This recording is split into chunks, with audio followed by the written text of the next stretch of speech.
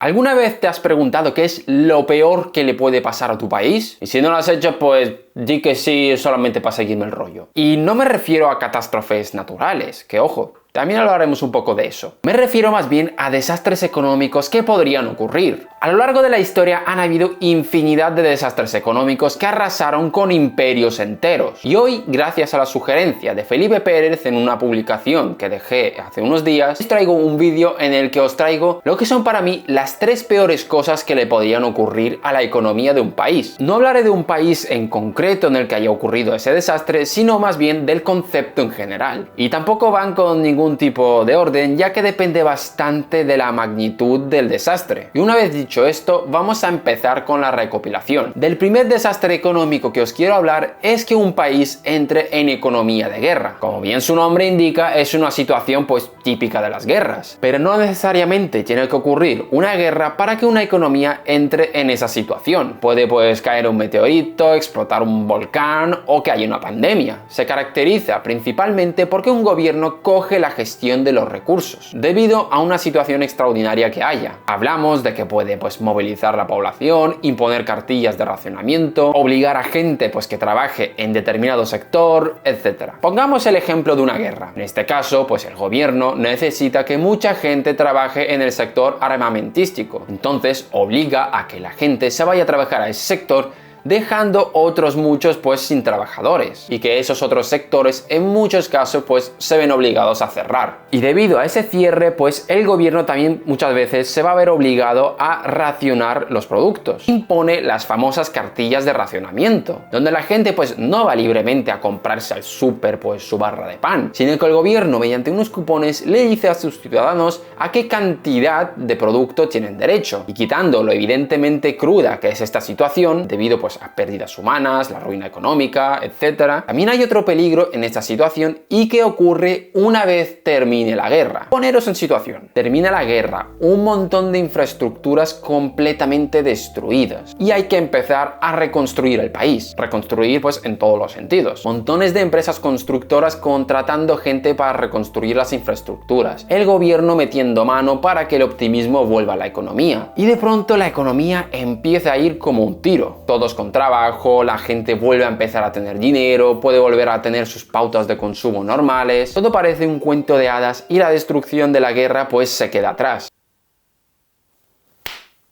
Era un mosquito. Pero una vez reconstruidas todas esas infraestructuras que destruyó la guerra, las empresas constructoras de repente empiezan a ver pues que ya no hay tanta demanda como antes, y se plantan y dicen: ¿y ahora qué hacemos, Mike? Y comienzan a despedir a trabajadores. Incluso algunas de esas empresas, debido al gran optimismo que había en esos años, se endeudó en exceso y se ve obligada a cerrar. Y entramos en un bucle que vuelve a llevar a la economía a una recesión. Debido a que la estructura productiva de la economía estaba completamente destruida, obligó a mover demasiados recursos solamente a un sector. Para que la cosa se mantuviese así, realmente lo que se tendría que hacer es constantemente construir y destruir cosas, dejando de lado pues otro tipo de sectores. Imaginaros la situación de un país en el que se vive a base de construir edificios y destruirlos. No tendría pues ninguna industria más, solamente pues haría eso por el resto de su vida. Después de este tipo de catástrofes es bastante probable que haya una gran euforia una vez termine, y haya el peligro de que se genere una burbuja en la economía, debido al exceso de recursos que se muevan a un solo sector. La cosa irá bien siempre que la demanda y la oferta pues coincidan, pero una vez se desacoplen empiezan los problemas. Así que considero que el estado de economía de guerra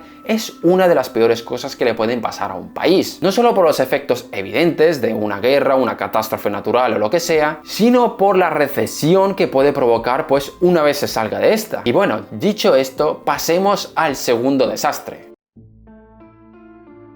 La verdad es que si tuviera que hacer un top, me sería muy difícil elegir entre la economía de guerra y lo que voy a comentar ahora mismo. En segundo lugar, os voy a hablar de la estanflación. Un nombre increíblemente molón, lo sé. Es un fenómeno relativamente reciente. Ocurrió en los años 70 con la crisis del petróleo y dejó en jaque a prácticamente todos los economistas. Hasta aquel entonces había un consenso de que dos de las cosas más peligrosas en la economía nunca podrían coexistir, y eran pues la alta inflación y el desempleo, ya que se pensaba que cuando la gente pues tenía trabajo, veía que las cosas iban bien, provocaban que directamente o indirectamente los salarios se vean presionados al alza, provocando que los costes de las empresas se vean aumentados y los precios pues suban. Pero se pensaba que con esos incrementos de salario pues la gente se pondría a consumir, a invertir, la economía pues se impulsaría, las empresas contratarían a más personas y estaríamos en un bucle en el que a lo mejor habría un repunte en la inflación, pero el empleo subiría. Y que bueno, cuando había una mala situación pues ocurría todo lo contrario. Es decir, el paro aumentaba y entrábamos en una deflación. O eso o que las tasas de inflación se vean reducidas. Haciendo que el gobierno solamente con políticas de dar o retirar estímulos consiga controlar ambas variables. Pero en los años 70 ocurrió algo que puso patas arriba a